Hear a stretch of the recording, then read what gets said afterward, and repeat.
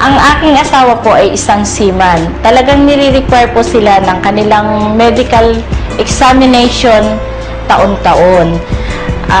Lately na lang po na ni-require po sila na examination nila para sa Hepa B. At na-surprise po kami nang nalaman namin na reactive po pala sa kanya ang Hepa B. Nag-second opinion po kami sa ibang doktor and then sinabi na wala nang kagalingan ang Hepa B. Last November po, nagkaroon po ulit siya ng medical examination bago po siya umakyat uli ng barko. And then sa amin pong pagtataka, bakit po kami pabalik-balik na pinababalik ng doktor at 3 beses po uli siyang kinuna ng dugo. At nang tinanong namin po ang doktor kung bakit, sinabi po sa amin na non-reactive na yung kanyang Hepa B.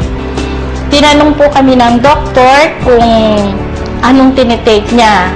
At sinabi po namin na complete plus yung white light para po sa liver. And then lately po yung ating C24/7. Naniniwala po kami na sa produkto ng AIM Global ay walang imposible.